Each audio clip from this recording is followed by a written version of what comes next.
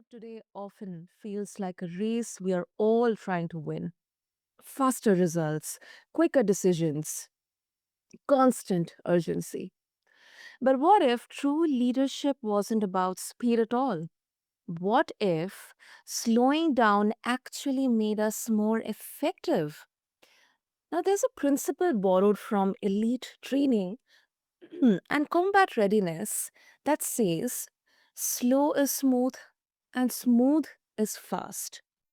It reminds us that when we move with clarity, intention, and presence, results come more powerfully than when we rush. Welcome back, listeners, to the BizBlend Podcast. I'm your host, Sana, and today I am joined by someone who embodies this very principle in both business and life. From the call center to the C suite, from being a CEO to completing 5 Ironman races, Dusty Holcomb has lived the tension between urgency and intentionality. Now, through his work as founder of the Arcqus Group, he now helps leaders trade burnout for clarity and misalignment for momentum. So, together, we are going to explore how this principle translates into everyday leadership and what it means for anyone, for anyone trying to lead with purpose in a noisy, fast paced, ever changing world. So, Dusty, welcome to the show, and I'm really, really pumped up for our conversation on this. Sana, thank you so much. It's delightful to be able to speak to you, and I love that we're going to explore this topic because it's one of the hardest things to do, but one of the most impactful when we take the time to really embrace the idea of the slowing down to be able to move fast. Totally, totally. Um, uh, so Dusty, let's go back into the origin. I mean, uh, was this something that you knew from the beginning, from the beginning of your journey as an entrepreneur, or as an adult, or I mean, when was the first time that you came to hear about this phrase, or you started to explore what exactly does it mean? Yeah, it's interesting, and you mentioned this in your lead in. I had the privilege when I was a very young boy in my early mid teenage years. My brother and I got into competitive shooting, and so we got tucked under the wing of someone who had been sergeant major with the Army Marksmanship Unit, and he taught us how to shoot. And he said, "Hey, we're gonna work on everything very slowly because slow is smooth and smooth is fast. Before we try to learn how to do things quickly, before you try to win the match, what I want you to do is win the fundamental, win the practice of an execution at the smallest level, and then the speed will come."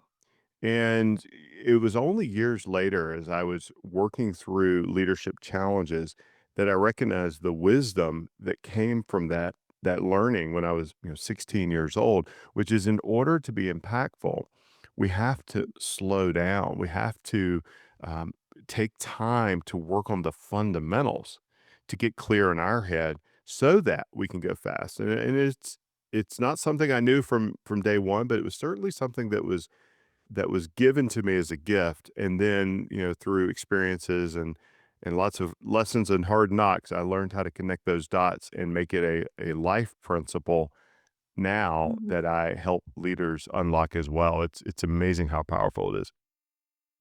It is, Dusty, and it's almost counterintuitive, because like slowing down to move faster, and especially when I think in the context of leaders who are burned out, it really feels like that ability to pause and reset. It's kind of lost somewhere in that all noise and clutter of hustling, because um, it's natural that when we hear this, we will think, if I slow down, I lose. This is not the time to slow down. It means that I'm weak, and I don't know what to do. So Mm. I mean, what you're describing, it sounds like a permission to do exactly like that. And have you received any kind of skepticism around this? Like the one just I mentioned, that if I slow down, then I lose. I cannot afford to slow down or lose. Yeah, it's very you're exactly right. It is a counterintuitive principle, and it is challenging for people to embrace, and I'll be completely honest, it's challenging for me to execute sometimes because the world moves fast, and there's always this relentless, list of things coming at you, things you need to do, and the challenge is you're never going to get done. And so the real thing is, are you working on the most important things? And yes, I have received skepticism, and people will say, "Well, how am I supposed to get it all done if I slow down?" And then my kind of question back to them is, "Well, how do you know you're working on the most important things? What is it that you're actually doing?" And if you take 10 minutes today to slow down and optimize your time for the most important things, is that more important than reacting to whatever comes up? And when people try that, it's always amazing to me that it's just such a simple principle, but it's very difficult to execute. But when you try it and then you practice the discipline of slowing down, it's almost like things start to go faster, and you're making progress and speed on the things that really matter, not the things that might matter to someone else, or not the things that create motion but don't create results. And I think sometimes in today's world, we're so addicted to motion, we're addicted to action and energy, we lose the ability to connect that to outcomes that matter. And yes, there is always skepticism, and sometimes I'm a little skeptical even myself, and I have to install systems that force me to focus. But when I Mhm. do that and do that well, and it's now part of my ingrained operating system, it makes all the difference in the world. Mm, that's impressive. And since let's talk about application. But before that, I'm really interested to explore. I mean, how did applying? I mean, you have been in some of the high pressure leadership roles, like in a CEO role, Ironman races. How did applying this principle shift your own approach? Sure. Yeah, I'll start with the personal and the Ironman races. So it's very easy when you're racing something like that. It's 140.6 miles over the course of 12 hours, 13 hours, to get overwhelmed by the magnitude of what you're doing. And you have to break it down to the next thing that matters. And so when you sign up for a race, you're signing up a year in advance, and you can do one of two things. You can go, well, I'll worry about it tomorrow, and then suddenly you're not ready for it. Or you can say, okay, what's my plan? And then what do I need to do today? I don't need to do more than I'm supposed to do. I don't need to overreach, but what do I need to do today that will build to where I want to be? And I think that the most important mental shift here, and I think it very much aligns with this idea of slowing down to be focused on what matters so that you can go fast, is, and I'll use the example when you get in the water for the swim in the Ironman, you have a 2.4 mile swim. Well, you don't get in the water and swim 2.4 miles. Well, at least I don't. I didn't grow up as a classically trained swimmer. So for me, it was like I was just trying not to drown. Well, when you get in the water and you swim, you don't swim 2.4 miles. You swim to the next buoy. You swim to the next marker. You're always targeting the next thing, and you're just focused on swimming smooth, a smooth stroke. And I can't think of anything that's more representative of this philosophy than the sport of swimming. Because when you get in the water and you try to muscle the water, and any of your audience that is a swimmer will understand this, if you try to Mhm. muscle the water, you actually slow down. But when you relax and you focus on being smooth, that's when the speed comes. And if you've watched the Olympics or if you watch these world class athletes, it's almost effortless in the way that they move because it's so very smooth. And they've trained themselves to do that. They've broken it down into very finite steps that they've practiced and rehearsed and built. And so thinking about it in the chunks that matter and then executing those small pieces exceptionally well that creates an additive and building effect. That's where you get the speed. That's where the speed comes. The speed is a result, and it's built by setting in place the right objectives, the right goals, the right tasks that you need to accomplish along that way. And the same thing happens in the CEO seat. And there's the adage that leadership is lonely, and it's very, very true. But sometimes there's a lot of value in that solitude to think and to give yourself the opportunity and space to reflect.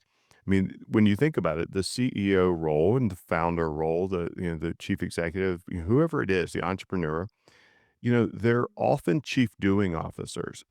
And the real lens here you have to think about is, am I doing the right thing? Am I giving myself the time and space to focus on those things only I can do? And yes, there's always going to be a crisis, and there's always going to be a challenge, and there's always going to be things that try to distract you from the most important thing. But if you've given yourself principles and grounded yourself in a system that allows you to even take 10 minutes to pause before you execute, before you commit, before you do that next thing, you can ensure that your stroke is smooth and that you're gaining speed in the water, not just trying to work harder. Because that's where I think most leaders and most entrepreneurs and folks that struggle with burnout, and I've been there, really run into problems with, is when you try to outmuscle it. You just try to work through, and there's value in grinding, but you can grind yourself down, and you can't do that. You're actually diminishing your effect. You're trying to outmuscle the water, and it just doesn't work. That's so, so vividly and beautifully put, Dusty. Especially the how you kind of created a picture in my mind. I'm very sure it will also appear in our listeners' minds when they'll hear this. I mean, that's such a beautiful way to put it. Is marathon running also kind of similar? Because I have had a few conversations on, especially on how we see marathon like a mile based, a part by part, mile by mile running. Hmm. Is it you can also seek inspiration from? I'm just asking.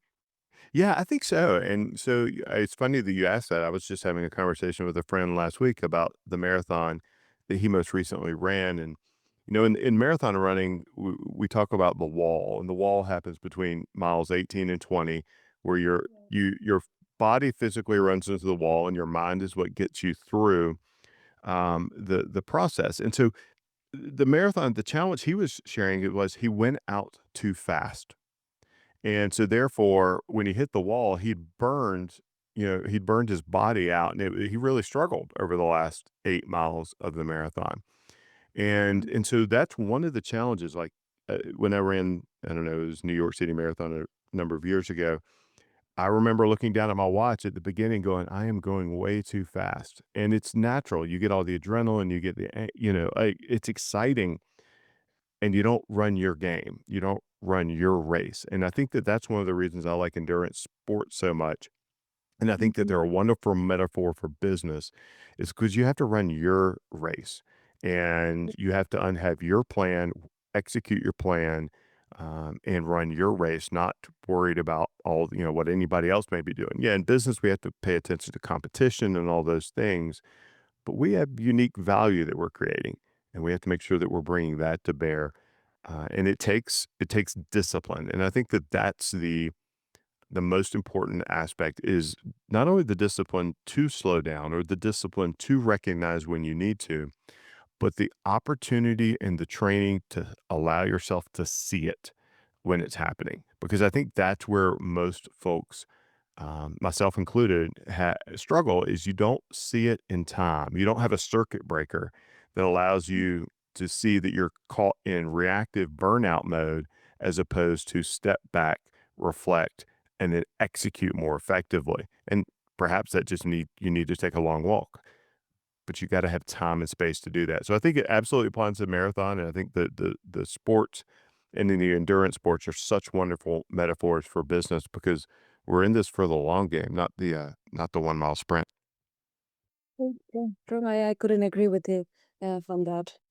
Um, yeah, and if I would like to add my own reflection into this, I think it's less about slowing everything down and Mm, more about finding the rhythm in there.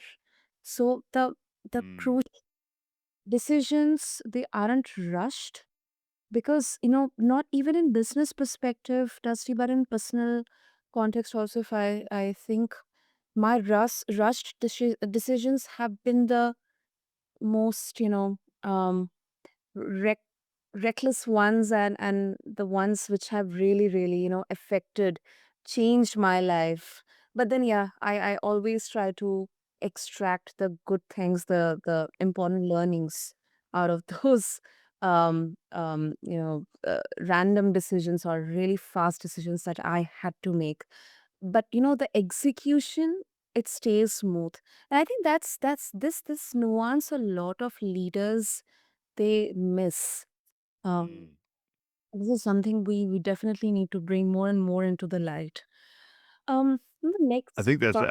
let me if you don't mind, I think that's such a wonderful point because by having giving yourself the time and space to think and decide in advance what's important, when you do get that moment where you do have to make the fast decision, it's much Mhm. easier, it's much smoother, and it's much more impactful. So I think that's an exceptional point you just brought out, and I do think it would be something that as leaders think about this to really reflect on. It's not about slowing down. It is about giving yourself the ability to go fast when it matters because you've done the work in advance. Exactly. Exactly. Super. And now this part is, to me, it's one of my favorite, kind of topic of discussion. The servant leadership connection, Dusty. Mm, You often talk about servant leadership, serving, not being served, which mhm. to me is so beautiful. I mean, how does slow is smooth and smooth is fast connect with that? I mean, does serving others require us to intentionally slow down? Well, I think I'll put it in the form of a leadership reaction. If Yeah. you react to a stimuli and you go in and you have someone, there's a situation that's happened and you assume that you understand and you start barking orders, you start assuming you're right, you start attacking the problem, then you might you're going straight to fast. But if you Mm, go in and you understand, hey, help me understand what happened, help me understand where we are, help me understand what you're thinking about, help me understand what I don't know. And we're approaching to ensure that the person is successful. And like, don't get me wrong, sometimes the person's success isn't in the organization or in the seat that they're in, but we're mhm, optimizing for success at the personal level because when they're successful at doing that job, the organization is successful, the customer is happy. That's what we're really going for here. And so giving yourself the opportunity to serve by slowing down to ask the right questions and not going straight to fast as a reactive state is absolutely a case of service because what you will do if you just go straight to fast is you'll train people to react to your fast questions and fast actions, not mhm, think for themselves and prepare for the right answers. So it is a deep connection, but it requires the person to understand going in. I need to understand, and there are cases where times I need to be understood first, but those are the exception, not the rule. mm. Yeah, that makes sense. I think that's the hard part, right? Because um people we want both. I mean, the human Mhm. connection and then performance as well. And it really, to me, I don't know, correct me if I'm wrong, Dusty. It sounds like you are saying the principle isn't just philosophy, It is a way to make both possible. Oh, absolutely. Yeah, it's definitely not a philosophy. It's a you by understanding the value that comes from being very intentional, Yeah. you can go faster because you're able to ignore the things that don't matter. You're able to zero in on the things much more quickly that do matter, and you're able to connect dots more quickly. So it's not a philosophical, kind of pie in the sky aspirational thing.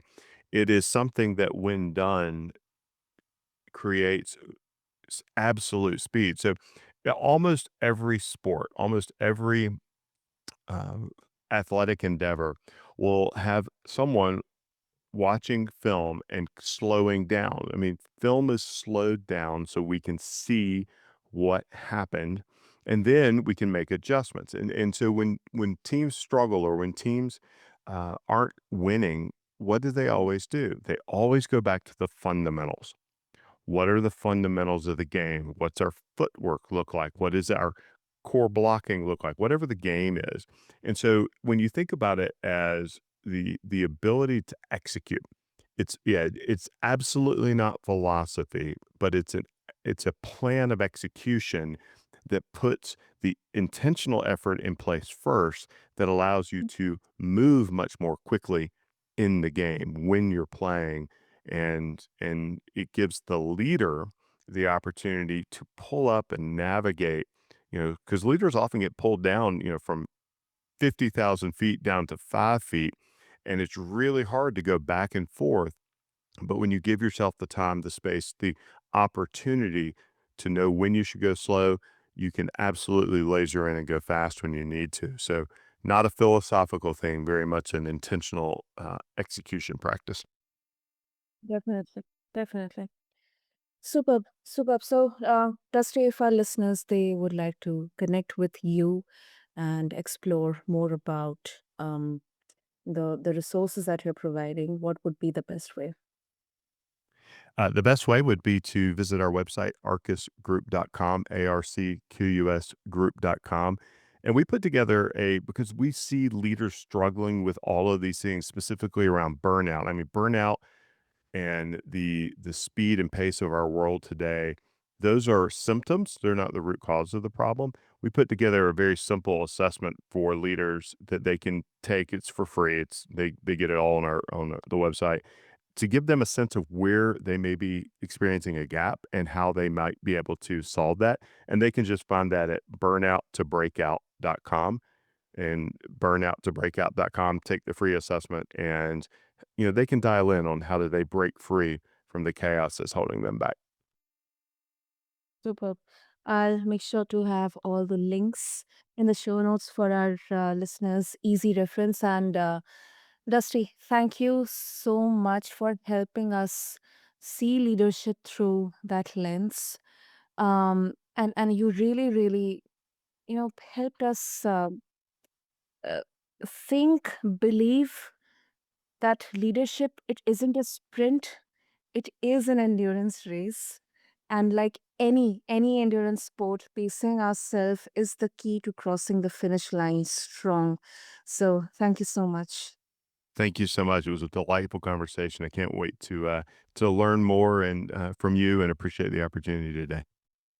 Definitely, definitely. So to all the listeners out there, as you lead, whether it's a team, company, or even just yourself, remember that the real speed comes from clarity, not chaos. May you give yourself permission to slow down so you can lead with greater impact and longevity. Until next time, this is Sana with BizBlend, where we talk about the business of life and the life of business. And to connect with Dusty, just refer to the show notes along with this episode on your favorite podcast platform. Thank you.